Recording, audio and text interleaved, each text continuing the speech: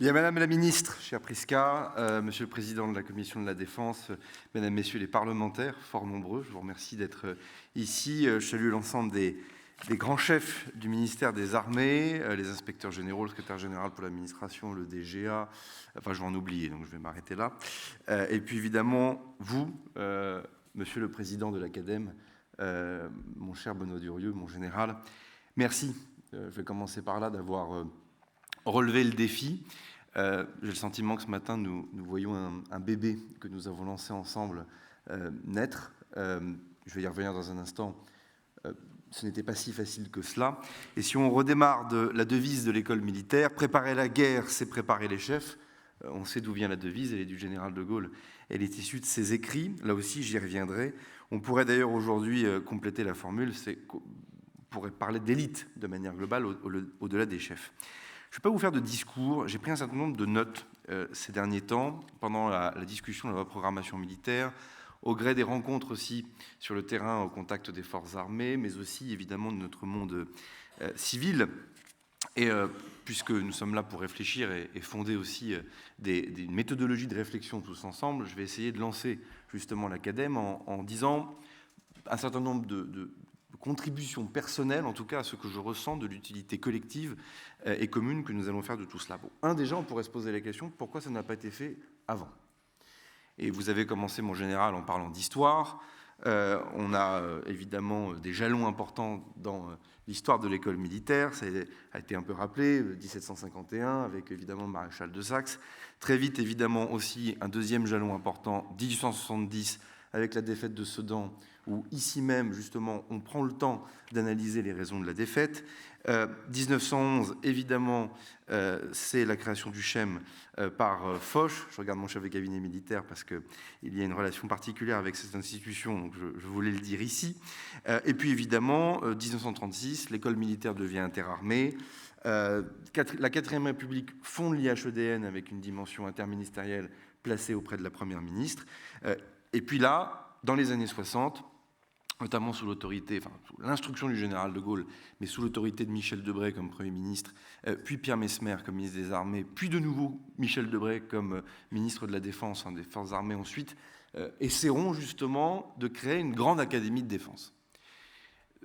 J'ai une admiration sans borne pour le gaullisme militaire et les années 60. Globalement, ils ont presque tout réussi, sauf cela.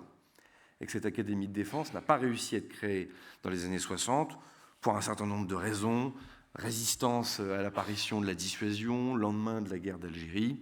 Et donc très vite, les grands chefs politiques du gaullisme militaire se disent on ne va pas se disperser, on va au fond faire du cas par cas, et on va faire la tournée des popotes, et on va donc nouer une relation particulière avec chacun des organismes. Et d'ailleurs, le général de Gaulle lui-même, dans ses grands rendez-vous annuels avec les forces armées, faisait la tournée des écoles, faisait la tournée des grands centres de réflexion, et il y donnait, d'ailleurs, il posait énormément de questions, ce qui pouvait d'ailleurs beaucoup déstabiliser ses interlocuteurs, et souvent il en profitait pour tenir un discours et y donner ses instructions. Et si je reviens au CHEM, on ne peut pas ne pas citer évidemment janvier 1968 avec la fameuse formule sur la dissuasion tous azimuts qui derrière a permis justement de consolider la doctrine, mais de cela aussi j'y reviendrai. Dissolution du pacte de Varsovie, années 90, le virage évidemment vers l'armée de métier, la reprise des essais nucléaires, mais aussi la fermeture d'Albion. Bref, il y a un moment dans lequel aussi un certain nombre de ministres et de chefs militaires se disent que c'est le moment d'essayer de rassembler un tout petit peu ce qui était part, et ça ne fonctionne pas non plus. Donc c'est le deuxième grand échec de cette affaire. Et donc ce matin, mon général, vous y êtes arrivé. Et donc je voulais évidemment vous y chaleureusement vous en remercier. Vous y êtes arrivé, je pense aussi pour plusieurs raisons. La première, c'est que, sans convoquer Moulin ou Carnot, mais au fond, nous avons décidé, vous et moi, dès le début, avec le SEMA, d'adopter plutôt et d'opter pour une structure fédératrice et légère. Et je le dis tout de suite, et c'est mon premier message, en rassemblant ce qui était part, il n'est pas question d'abîmer l'indépendance ou l'identité des différents organismes. L'indépendance est une affaire organique, interministérielle, juridique, encore que pour la recherche, elle est aussi intellectuelle. Et l'identité, c'est précieux puisque, par définition, on n'est pas dans un projet RGPP, On n'est pas dans un moment dans lequel on met tout le monde sous le même chapiteau parce qu'il faut faire des économies. Je vais y revenir. Au contraire, on va même dépenser plus d'argent.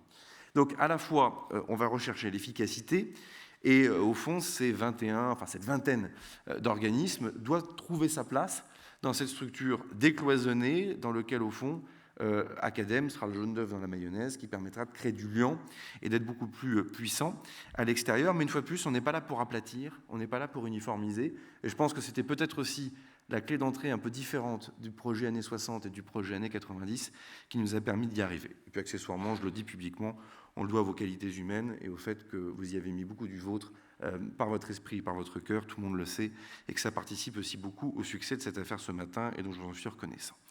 Une fois que j'ai dit ça, il faut aussi se dire la vérité, il y avait urgence à opérer ce décloisonnement.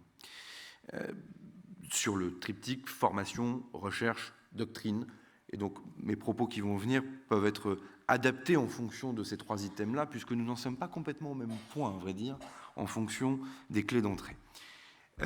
Et pourtant, je démarre par là aussi, tout le monde travaille. Et pourtant, on ne manque pas de talent, qu'ils soient civils, militaires, qu'ils appartiennent à des organismes privés, parapublics, publics, que ces institutions soient anciennes ou récentes, on ne manque pas de personnes et de personnages même qui portent la réflexion, qui travaillent ou qui œuvrent à la transmission du savoir. Pour autant, il y avait urgence, parce que ce sera mon point de conclusion tout à l'heure, ce cloisonnement commençait à nous affaiblir.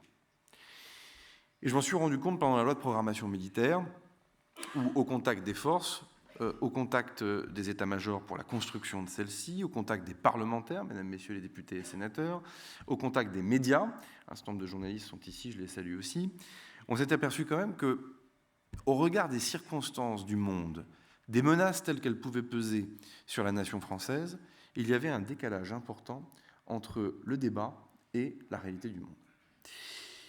Et on s'en est rendu compte à travers plusieurs épisodes ou plusieurs moments de la construction ou de la discussion de cette loi de programmation militaire. La première, c'est le goût immodéré pour les questions budgétaires.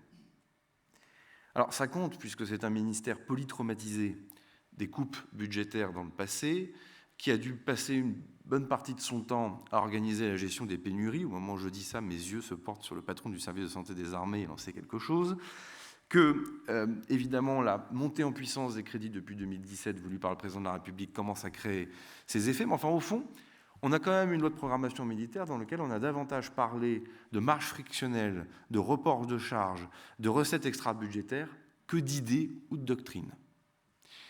Et ça, c'est un élément d'alerte, me semble-t-il, même si, à l'Assemblée nationale, pour un certain nombre de raisons, on a réussi à un moment donné à avoir de beaux débats, notamment sur la dissuasion nucléaire, et ça, on le doit autant aux parlementaires de la majorité que de l'opposition, et je tiens vraiment à rendre cela, il y a eu une tentation de ne regarder les questions de défense uniquement par le truchement d'une grille budgétaire.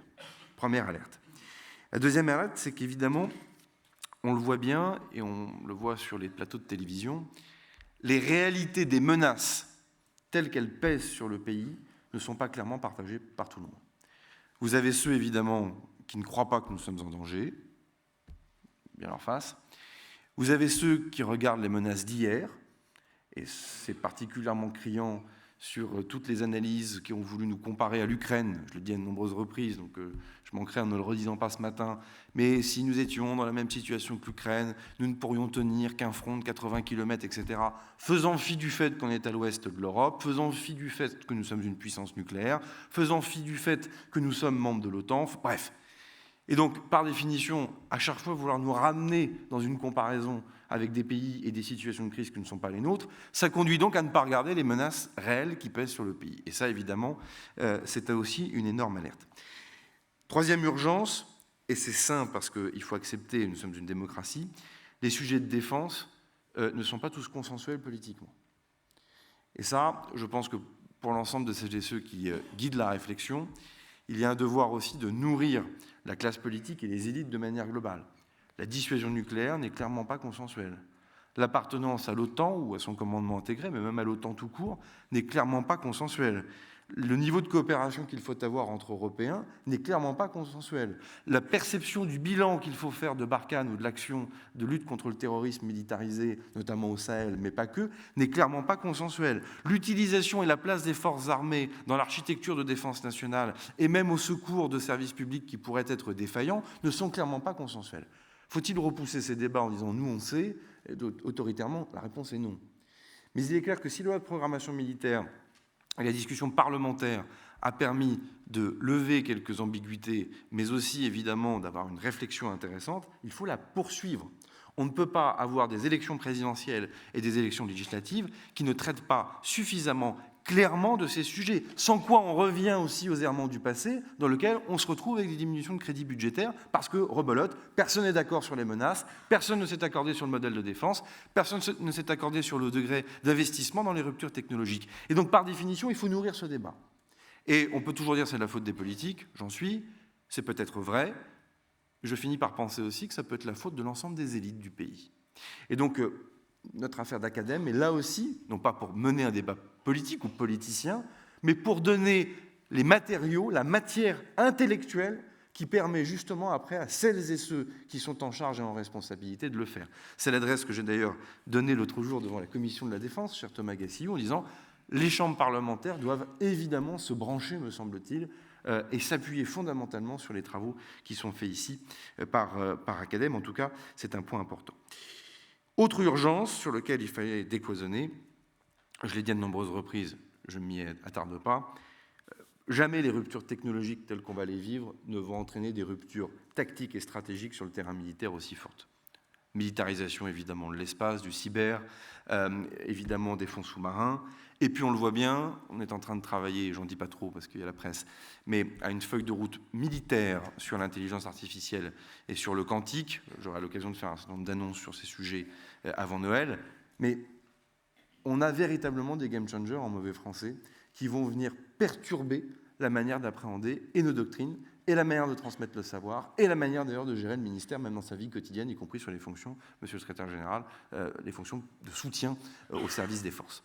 Et ça, par définition, il nous faut aussi être guidés. Surtout, je le disais l'autre jour avec le DGA devant ses troupes, surtout dans un écosystème, dans un monde, en tout cas dans une société dans laquelle on adore normer des technologies qu'on n'a pas encore. Et je vois le débat monter sur l'intelligence artificielle, il est noble, et la question de l'éthique est absolument fondamentale. Mais enfin, quand on est au ministère des Armées, on doit donc avoir un rapport aux technologies qui est le même rapport que les gaullistes d'ailleurs ont eu en leur temps avec l'atome. Et que si on s'était posé ces questions de manière trop radicale et de manière trop fermée, il est clair que la France ne serait toujours pas une puissance dotée au moment où nous parlons. Donc trouver là aussi le bon rapport d'équilibre entre les ruptures techno, la doctrine, la morale, moi j'ose le mot, et donc aussi derrière la manière dont une démocratie comme la nôtre va s'emparer de cela est un sujet absolument clé. Et pardon, c'est aussi un des grands retours d'expérience de ce que nous apprend non seulement l'Ukraine, mais aussi d'autres conflits. Bon, il y a urgence aussi, parce que c'est une affaire de souveraineté. Vous avez parlé des idées, mon général. Bon, il se trouve que les idées sont contagieuses. Alors, tant mieux. Mais enfin, si elles prennent le visage d'une ingérence étrangère sur le terrain intellectuel, c'est nettement plus encombrant. Et dans les urgences au décloisonnement, il y a ça. Il y a beaucoup d'officiers et de représentants de pays amis de la France à l'international qui sont ici présents. Et évidemment, j'y reviendrai dans un instant, c'est mon point suivant. Academ a vocation à continuer à s'ouvrir. Mais enfin, Academ aussi a vocation à développer une pensée bien française. On ne peut pas avoir un modèle de défense particulier, un rôle particulier et singulier dans l'OTAN, un rôle particulier au Proche et au Moyen-Orient, quoi qu'en disent certains, et ne pas aussi cultiver une souveraineté dans la réflexion, dans la recherche. Et donc je reviens aussi à l'indépendance nécessaire dans la manière dont les chercheurs doivent travailler, mais aussi dans la manière dont les enseignants ou les formateurs doivent évidemment transmettre le savoir, et la manière dont les chefs militaires doivent aussi élaborer des doctrines à la fois vivantes, mais aussi en souveraineté. Ça ne veut pas dire qu'il ne faut pas être sensible aux bonnes idées venues de l'extérieur, mais enfin, On a un patrimoine, on a une histoire, et d'ailleurs je note que le mot patrimoine fait partie des piliers d'Academ, parce qu'évidemment, il y a une dimension racinaire dans cette affaire qu'on ne peut absolument pas dénier. En tout cas, l'enjeu de souveraineté, il est clair aussi. Ouverture à l'international, c'est évidemment l'autre urgence. C'est vrai dans les milieux otaniens, sur lesquels j'estime que la France n'occupe pas toujours le rôle que nous devrions avoir. Mon gaullisme est connu, donc aussi pour une position très autonome, pour être honnête, dans l'OTAN. Mais enfin, pour qu'elle soit autonome, il faut quand même qu'elle soit forte. Et pour qu'elle soit forte, ça veut dire aussi qu'il faut être bon dans la manière d'occuper les postes, mais il faut aussi être bon dans la manière de produire des idées, et dans la manière, dans une machine qui quand même a fait beaucoup de diplomatie depuis la dissolution du pacte de Varsovie, va devoir de nouveau refaire du Mili, et donc aussi de la doctrine militaire. Et ça, pour le coup, c'est évidemment un point clé. Union européenne, évidemment, les coopérations, et puis l'Afrique. Et l'Indo-Pacifique, pour ne citer que ces deux théâtres. Je le dis notamment pour l'Afrique, nous payons très cher, je le dis et je l'assume, les diminutions de crédit de ces 20 dernières années qui nous ont conduits à fermer énormément de postes de coopérants d'une part, ou de places dans nos académies militaires. Le patron de Saint-Cyr Coët-Quidan est parmi nous, je crois, et je ne sais pas où il est, mais il a accompli vraiment un très bon travail en la matière, mais c'est vrai aussi évidemment pour les fonctions de transmission du savoir et de recherche. Donc il est évident que dans tout ce que nous allons devoir faire prochainement, cette réouverture internationale, elle est clé. Elle passe aussi par l'ensemble des territoires qui sont voisins de nos outre-mer, dans lesquels nous avons évidemment une demande aussi importante, en y accompagnant et en y intégrant la BITD, puisque notre industrie de défense a aussi besoin de développer et d'affirmer une culture stratégique. Et donc il faudra aussi qu'on n'ait pas un réflexe purement public de grâce, et que le décloisonnement nous emmène aussi à embarquer un certain nombre d'acteurs privés, fussent-ils industriels, avec des intérêts économiques. Bon, et puis, je vais le dire amicalement, mais je l'ai dit devant les grands chefs du ministère récemment, c'est un ministère qui a besoin d'être un peu bousculé. C'est son histoire, c'est un ministère qui est fort, c'est un ministère qui est par définition garant d'une forme de grande continuité, mais c'est aussi un ministère, et c'est un peu aussi ce qu'ont fait les gaullistes dans les années 60, qui a quand même besoin d'être bousculé pour se remettre en question. C'est une réalité, on le sait tous, et d'ailleurs ce qui est assez perturbant, c'est quand on voit chaque officier ou civil de la défense en tête-à-tête. Tout le monde dit ça, et quand on se retrouve dans une maïotique collective, le mouvement est plus dur. Je forme le vœu que Academ soit un peu l'ostéopathe intellectuel du ministère, et qu'il nous aide justement à libérer un peu de l'énergie qui serait coincée ici ou là, et qu'il nous aide à aiguiller. C'est aussi une des réponses d'ailleurs à celles et ceux qui pouvaient s'inquiéter qu'on soit plutôt dans une stratégie de remise en ordre, ou en tout cas de prise en main des différents organismes. Non seulement il n'en est rien, mais je forme même le vœu complètement contraire. C'est qu'on n'est jamais mort d'une indigestion de trop d'idées. Et que globalement, ce qui nous guette à nous autres, quand on est aux affaires, que l'on soit chef militaire ou responsable politique ou chef civil, c'est au contraire de manquer de créativité et de nous assécher avec le temps. Et c'est un combat que je mène à titre personnel, n'étant pas encore bien vieux. Mais enfin, je dois bien avouer que chaque temps qui passe nous assèche un peu, et donc par définition, on a besoin de ça. Et puis, Prisca Thévenoud est là. Je pense aussi qu'il y a urgence, parce qu'il faut qu'on intéresse notre jeunesse à ces questions. Et que, évidemment, la locomotive qu'Academ va constituer nous permettra aussi d'imaginer des projets peut-être plus populaires, plus grand public, plus régionaux. Nous avons aussi les classes défense dans des établissements scolaires. Il y a des enjeux, évidemment, peut-être à venir sur le SNU. Il y a des enjeux, évidemment, à venir sur la formation de nos réservistes. Et donc, évidemment, on ne peut pas être dans une dimension purement élitiste, sans quoi on sera toujours qu'un petit nombre à vouloir / devoir maîtriser ces sujets, et au contraire, il en va aussi de l'acceptabilité politique et sociétale des dépenses militaires, qui sont quand même désormais sans précédent avec ces 413 milliards d'euros. Il en va aussi de la fameuse résilience et des forces morales dont vous allez consacrer du temps pour un colloque prochainement, et qu'à un moment donné, ça passe par la formation initiale. Et donc c'est pour ça que je remercie la secrétaire d'État d'être ici, puisque ça nous permettra aussi de réfléchir à comment derrière, on a des modules plus grand public, plus populaire à l'égard de notre jeunesse. Alors, et maintenant, pour conclure, l'organisation d'Academ va se poursuivre. Une dizaine de postes vont être ouverts et vont permettre de venir compléter les équipes du général Durieux. Des questions se posent, je crois, sur la forme juridique aussi d'Academ à l'avenir. Moi, j'y suis très ouvert aux idées les plus disruptives. La recherche stratégique, alors la directrice générale Alice Ruffo d'Egéris est ici, et je la remercie parce qu'elle a mené aussi un boulot important pour mettre à jour la feuille de route au fond du ministère sur les sujets de recherche. Donc ça me permet de vous annoncer une somme de 77 millions d'euros pour la période à venir de la LPM, uniquement dédiée aux questions de recherche stratégique. C'est plus 40% d'augmentation par rapport à la période précédente. Donc ça montre bien que dans les 413 milliards, ce n'est pas que pour du béton ou des équipements, mais il y a aussi une dimension évidemment intellectuelle dans cette affaire, que derrière, Alice Ruffo a aussi choisi de quelques objets importants, on va dire, de déploiement de puissance, notamment à Bruxelles, vis-à-vis évidemment des institutions européennes, consolider les modèles économiques des think tanks, et notamment des plus petits, parce qu'on a aussi besoin évidemment d'avoir des think tanks en bonne santé pour ce faire, pour là aussi secouer un tout petit peu les idées. Il y a des enjeux évidemment autour des labels, de l'ouverture aussi d'une antenne de l'IRSEM, donc je salue les équipes qui sont ici présentes début 2024. Bref, je ne veux pas être trop long, mais il faut comprendre que de cette impulsion Academ,